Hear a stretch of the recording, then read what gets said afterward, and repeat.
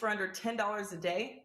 There are 2 college football games Tuesday night, 4 NFL and 2 college football games on Thanksgiving, 16 college football games on Black Friday, plus a full Saturday and Sunday of college football and NFL action. Add in any NBA, college basketball, and NHL action, and it's an awesome week of sports. We are so very thankful that you are current or maybe a new client of WagerTalk, and we want to give you our best once-a-year price for a 7-day all-sport, all-access package. Enjoy the holiday with family and friends, and don't worry about missing plays throughout the week if you're traveling. That's right, only $69 for 7 full days of college football, NFL, NBA, college hoops, NHL, and any other plays your favorite capper releases. Happy Thanksgiving and safe travels for those hitting the road from our WagerTalk family to yours.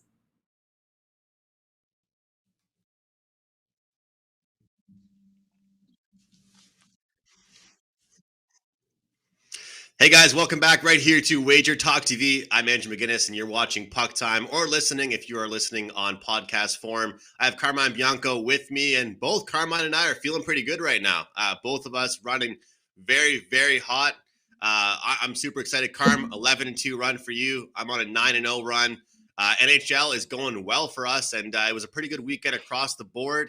We talk about volume and kind of like having plays that you liked but you didn't release, and sometimes that can be frustrating for me, but right now it's just a good thing. I'm happy I'm seeing the board well. Even if I don't release it or bet it myself, I'm happy to be seeing the board well.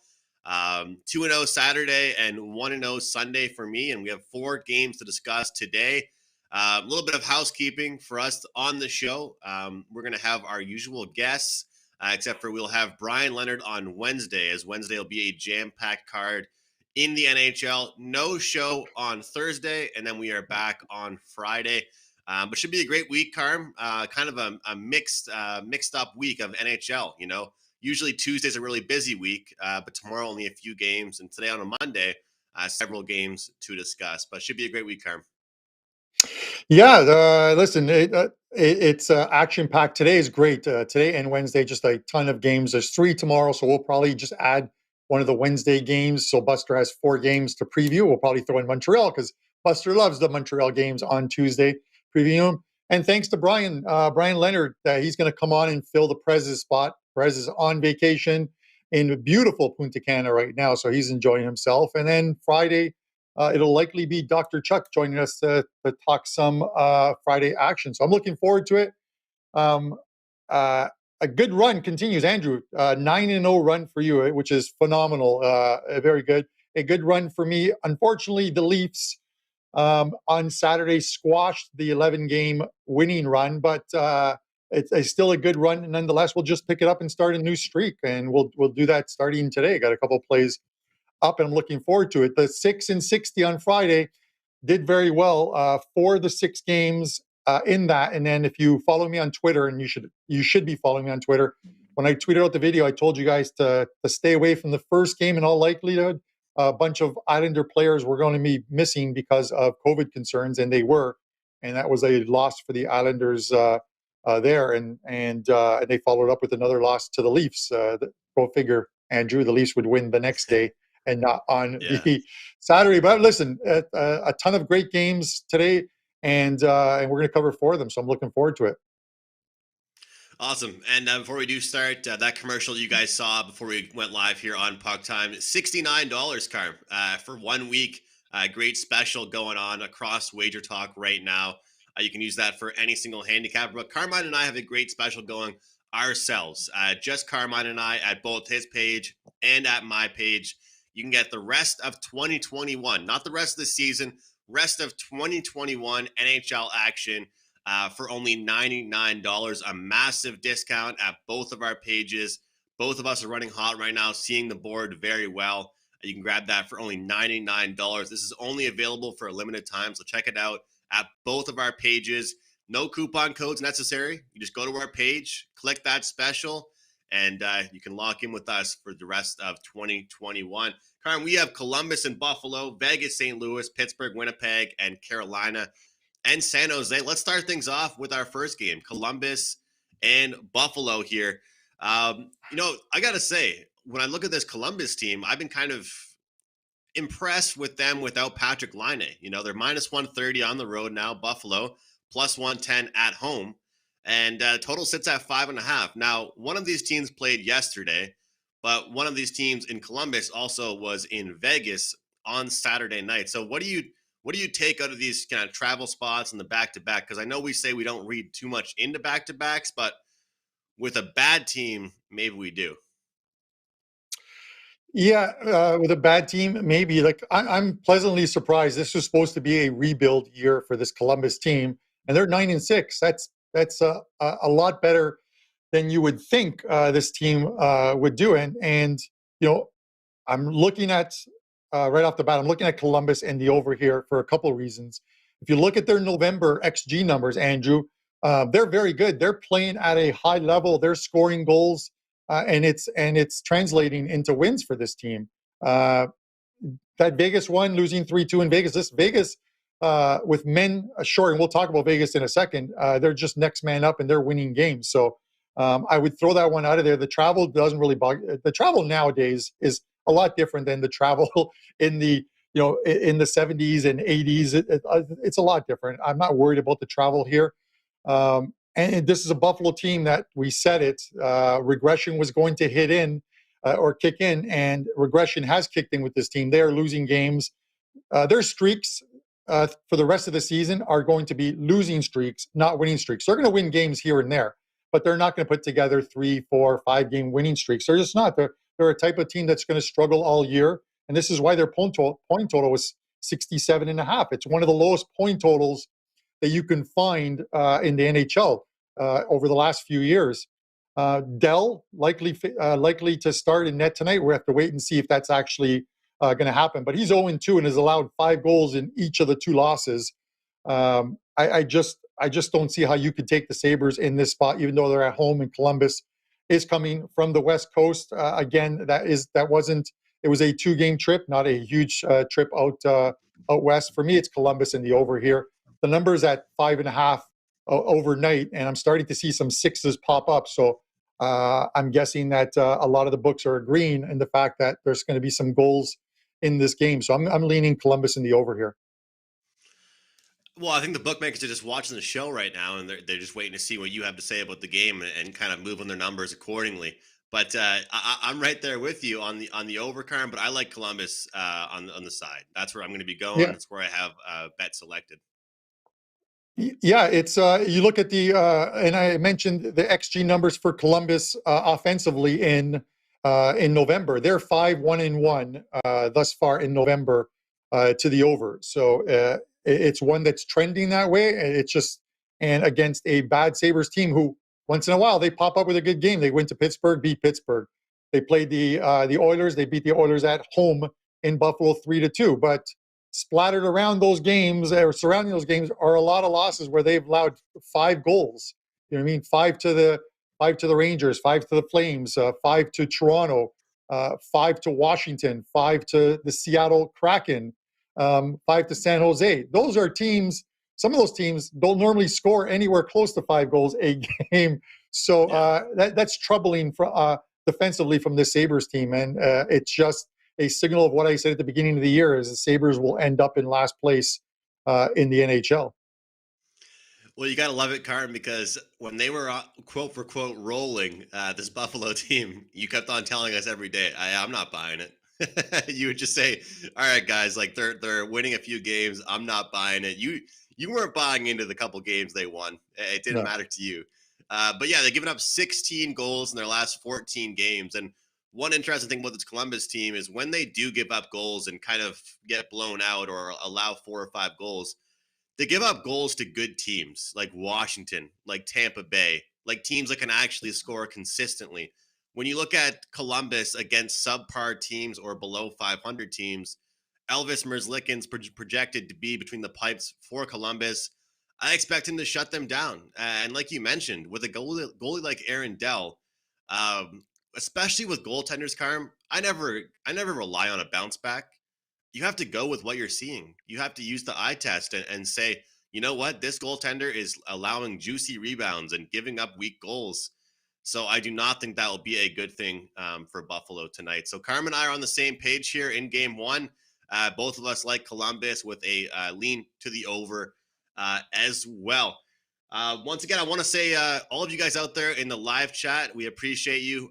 We haven't been kind of taking questions or comments or reading stuff out too much, but we appreciate all of you guys, everyone that watches after the show. Make sure you leave a like and comment as well. Vegas and St. Louis, Carm. St. Louis, they're minus 150 here at home. Vegas plus 130, road dogs. They're off a win against the aforementioned Blue Jackets. We were just talking about them.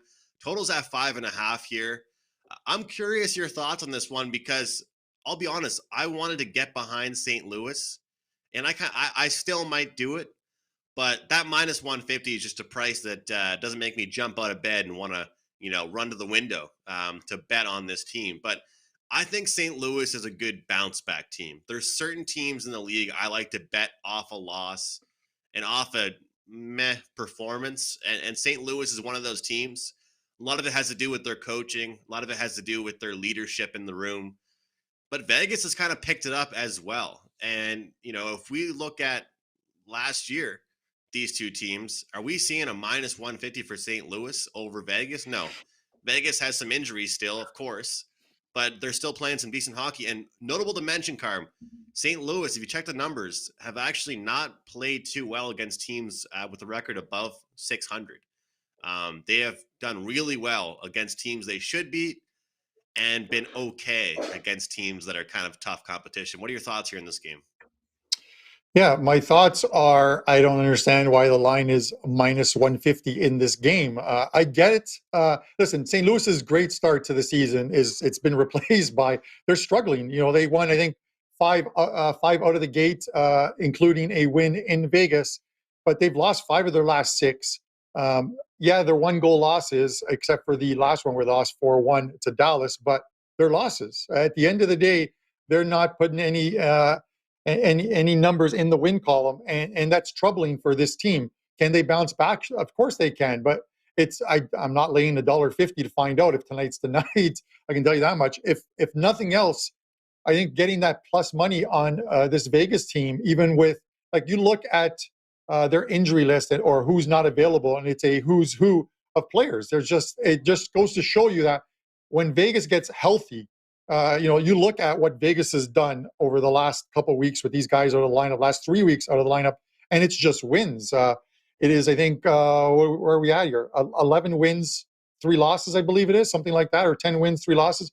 That's a great record for the amount of players that they are missing. And once they get healthy and down the line, closer to the end of the season, Jack Eichel is back on the ice and possibly filling that center spot on the second line. They're going to be a scary team heading into the playoffs. They're just playing extremely well right now. They will throw in the clunker every once in a while, like they did in Detroit, where off a couple big wins, they go to Detroit and they lose 5-2.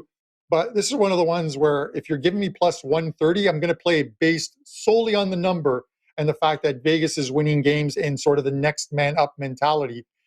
They could lay an egg tonight, but this is a team, again, that is 10-3 their last 13 games with players out of the lineup, and they still continue to win games. And you're giving me plus money here. I can't lay $1.50 on St. Louis. So while I won't make my WagerTalk card, it'll likely make my betting card just taking the plus 130 here.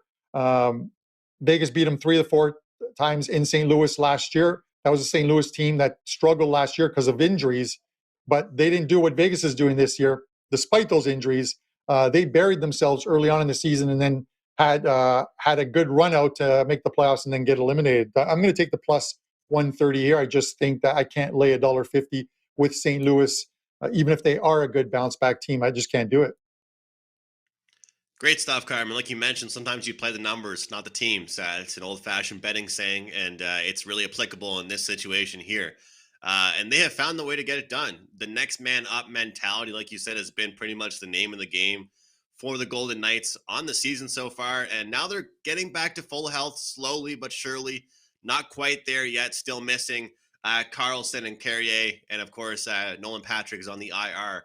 But one thing for them, they have been involved in some higher scoring games. And pretty much no matter who they've been playing, it doesn't matter if it's been a weaker opponent or a top tier opponent, they've been involved in some higher scoring games. And historically, when this Blues team is off kind of a disappointing loss like they are, we do see some goals. So maybe I won't trust them to win the game. Maybe I'll look towards the over in this game, over 5.5. I'll remind everybody this is a home game for St. Louis, but I'm not playing the minus 150. I probably won't even look at the regulation. I like what Carm is saying there. The Vegas Golden Knights have looked strong. They've looked great up the middle despite the injuries. So that'd be a great dog spot for me. But I like the over 5.5 here. Look for some goals in this game and see if they can light the lamp, both these teams, to get over 5.5. One thing interesting, Carm, this year, we haven't really seen that many 6.5s. I'm not saying this game would be, but it's funny because I think like 2 or 3 years ago, you look at a Tuesday slate or a big Thursday slate, and you could see like 6 or 7 games that were 6.5, maybe 6. And it was a rarity to see 5.5s. And now a large portion of the overs I take are on these 5.5s. Yeah, I'm of the mindset now that we're not going to see a ton of 6.5s, and I actually lean to the under when I see those 6.5s because it's still tough to get there. With the 6s, you can take an over, and I know you're saying, or the thought process sometimes is, well, there's not much difference between a 6 and 6.5 when you're taking the over. There is. Obviously, you remove that a little bit of insurance that maybe the empty net goal gets you a push sometimes when that score is 3-2, as opposed to losing with the 6.5. But we're not seeing a lot of them. I don't think we're going to see a lot of them, at least until maybe closer to the end of the year, where you have some teams playing who are out of playoff contention and the games aren't as tight as they normally would be. I want to mention one thing with the Columbus Buffalo game, and it doesn't play a big part in it, but yesterday, even though he's not with the team, Patrick Laine's dad passed away, so condolences to their family. But sometimes a team, Andrew, that emotional level is a little higher after news. It's basically, let's win one for our captain, or let's win one for one of our guys. So I don't know if they need any added incentive tonight to beat the Buffalo Sabres, but there's that if you're throwing something very small into the mix. You know what, Karma? I'm with you on that, and I think some people might question why that would be a theory, but I think that hockey, out of a lot of sports, is a team game, and these guys come together. The camaraderie in the locker room is at its highest moment. When somebody is kind of healing or something's going on in their personal lives, and teams go together. Some might say it's a distraction. I think quite differently, where like you, they come together and play as a team and try and get that win that much, bigger of a moment really for them. But I think it should be a good game for Columbus either way, but it's a good little tidbit to mention. Pittsburgh and Winnipeg. Carm, I'll throw it to you. I'm noticing I'm a little blurry here on the screen, so I'm going to refresh my screen. I'll throw it to you for Pittsburgh, Winnipeg. Yeah, you look at the number here, and it's pretty much not only the game line, but even the total is, total's at 5.5 is where it should be. Winnipeg's a slight favorite, but it's essentially a coin flip, it seems, Andrew, in this one. And I mentioned Pittsburgh earlier. They ended my 11-game run on the weekend. I wasn't thrilled about that, but they're starting to get healthy. You look at guys like Crosby's back on the ice. The power play that even with him is only, I think, 2 for 13. They need the guys out there continuously on the same power play, that same unit playing. They'll be fine. They're going to start scoring goals, and we're starting to see it. They're playing well. Malkin is back on the ice. He's still a little ways from returning, but this is a Pittsburgh team that is going to start moving up the Metro standings with some wins. I looked at, and they're a possible buy team right now heading into December. They have a December schedule that looks like there are a lot of wins on that schedule. So they're one of the teams that last year we did a sort of a look ahead, or I did a look ahead of when to jump on a team before a streak. And Pittsburgh's got one coming. I'm sure that 2 in a row thus far, but they've got one coming in December. They've got a very favorable schedule with days off in between. So I would look at that. As far as this game, I can't pick a winner in this game, Andrew. I'm going a different route here. I am going to look at the first period over 1.5 here. Winnipeg overs at home thus far this season, 6-2 if you take the over 1.5 in their first periods. Pittsburgh's, since Crosby coming back, they're on a 3-0 run right now, first period overs. Let's put the two together, even with the total of 5.5, I think we get over the total in the first period. So I'm going to switch it up. I don't want to pick a side, so I'm going to take over 1.5 in the first period and make my show lean.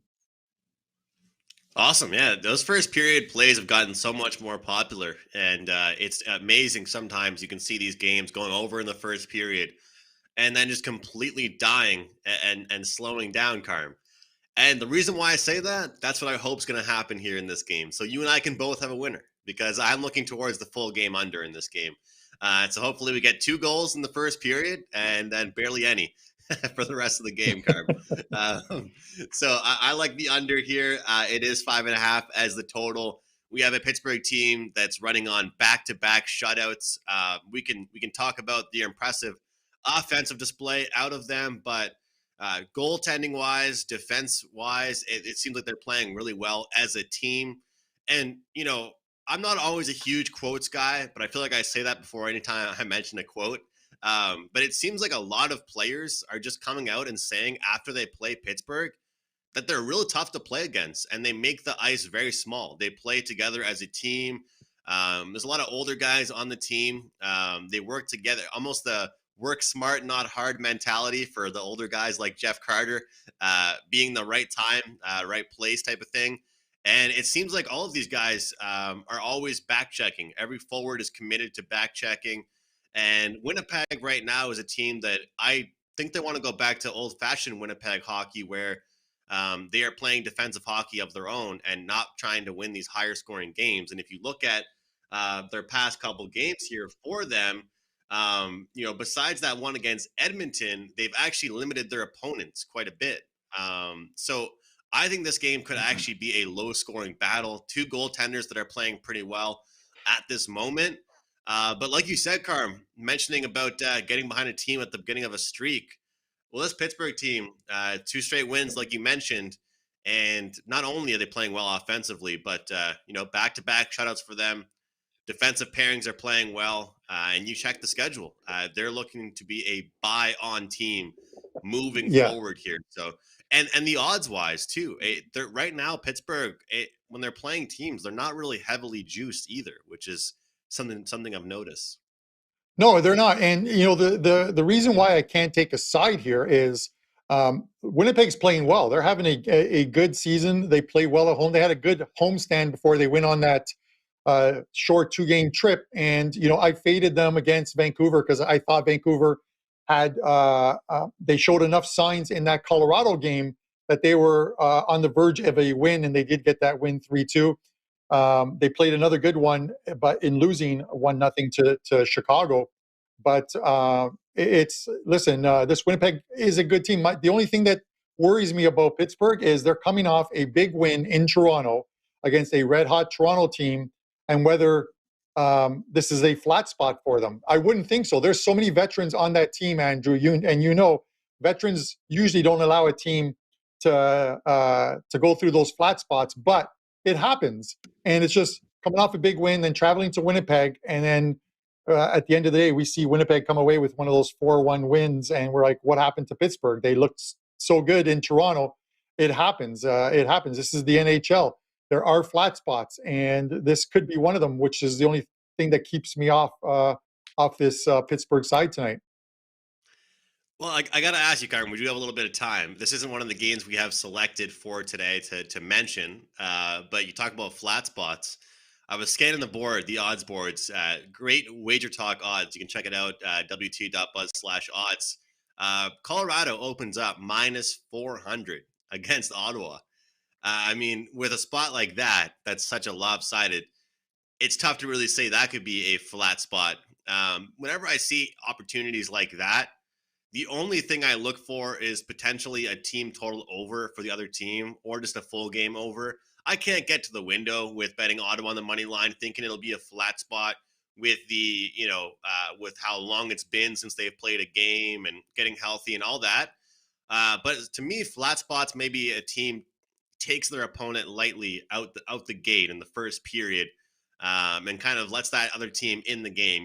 Let them score an early goal or something of that nature. But there's definitely a difference between a flat spot, like you mentioned, in this game versus a game like in the Ottawa and Colorado game. Any thoughts on that one? Yeah, it's we're going to see a lot of those high minus threes, 300s, and 350s with the very good teams against the bad ones. Teams let's say when the Sabres hit the West Coast and have to play Colorado, they're going to be a bad number. As we talked about with the Coyotes, even though the Coyotes are showing a little bit of life and playing some defense of late too, but it's 8 days since Ottawa has played an actual game after having 3 games postponed because of COVID issues and COVID protocols.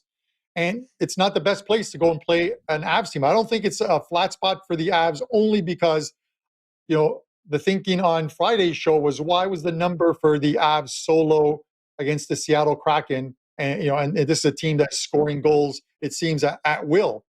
And I stayed away from that game, and 6 minutes in, it's already 2-0 Colorado on their way to a 7-3 win. It's don't try and reinvent the wheel. This is another one of those cases. Don't try and reinvent the wheel here. It's a Colorado win. Am I laying minus 400 or minus 300? No, I'm not.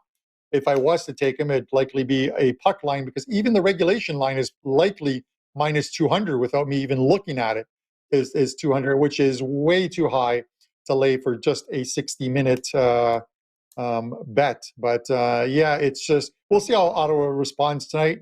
I'll probably look at some like team totals and stuff for Colorado and maybe attack it that way, Andrew. I have to give credit, Carm, to Kevin Dolan. His best bet on the show on Friday with us was the race to 3 goals for Colorado at a really great price. I don't know how the hell I didn't jump on that with Kevin. And I don't know how I didn't end up on Colorado on some way, shape, or form. It's just, oh man, like you talk about not trying to reinvent the wheel. This is a team that was giving a really good price, and they absolutely steamrolled the Seattle Kraken that finally broke their slump actually a few days ago. But let's keep this train on the tracks. Carolina and San Jose, it's our last game of the day we're going to discuss here. You mentioned San Jose earlier in the show. We were talking about them a little bit. They're plus 135 at home. Carolina, updated price, minus 160 on the road. Total is at 5.5 here. We are seeing some 6s pop up. So if you like the under, shop around. If you like the over, obviously shop around as well. The total's gone under in 4 of Carolina's last 6 games. But they are coming off a 5-4 game against the LA Kings.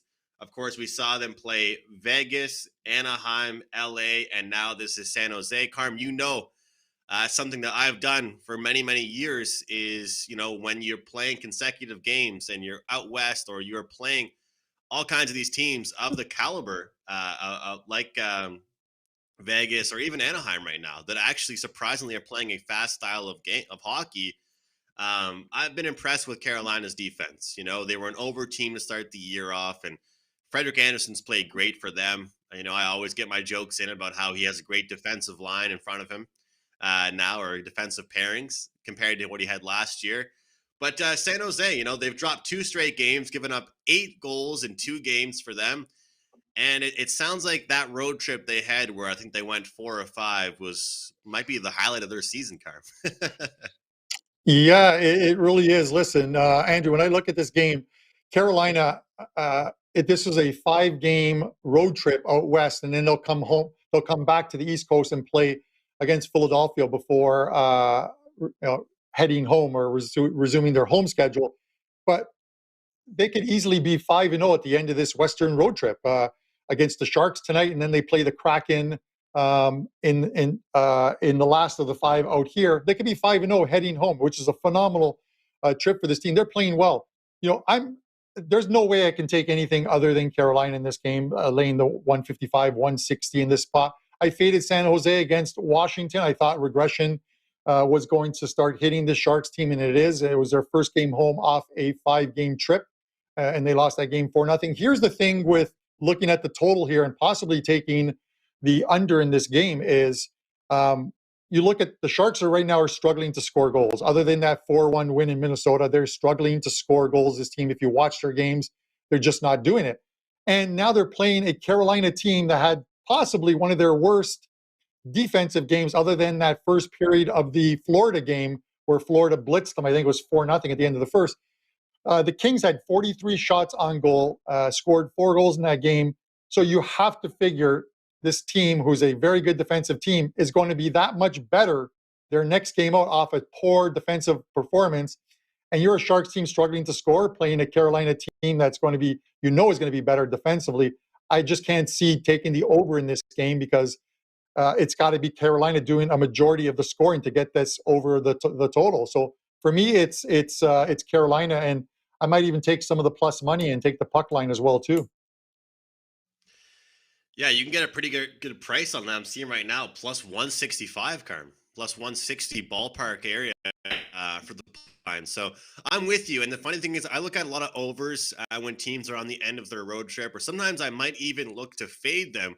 The problem is in this situation is the exact same thing Carm just mentioned, which is they're off a subpar performance. And to me, the way I handicap a team's, I guess it's not the last game of the road trip, but nearing the end of the road trip, Carm, the way I kind of analyze that game is based on how they played the game before. And so, like you said, not their best game, giving up several goals, and they'll want to bounce back here. So that's a juicy price, and I think San Jose will struggle to score tonight. And as I mentioned, they definitely are allowing quite a few goals as well. So that wraps things up for our 4 games. We'll have some best bets coming up in a few moments, but just a reminder, guys, you can grab a 1-week pass for $69 from any single WagerTalk handicapper. But for Carmine and I, specifically, $99 for all of our NHL plays.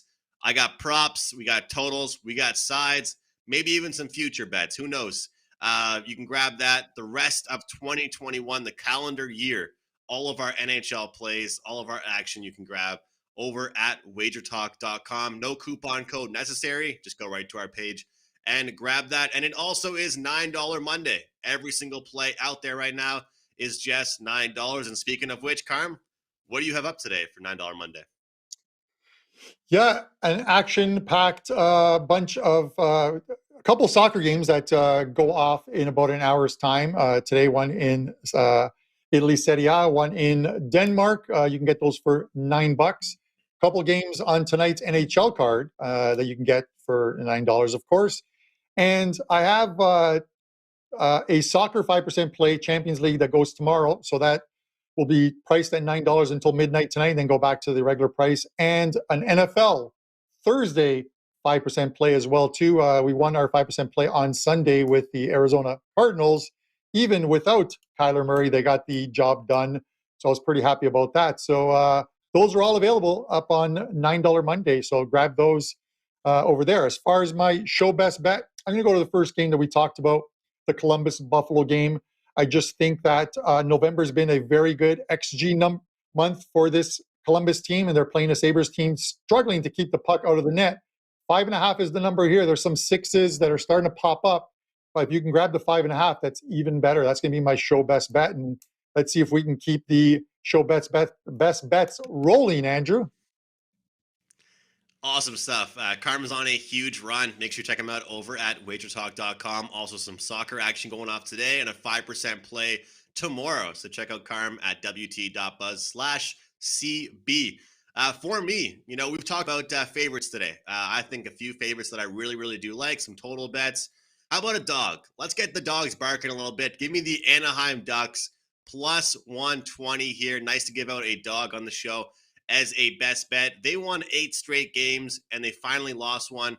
Sometimes after that happens, when a team loses a game after a big winning streak, I look to continue to fade them, but not so fast. Nashville has lost 2 straight games, one of which they got blown out by the Montreal Canadiens.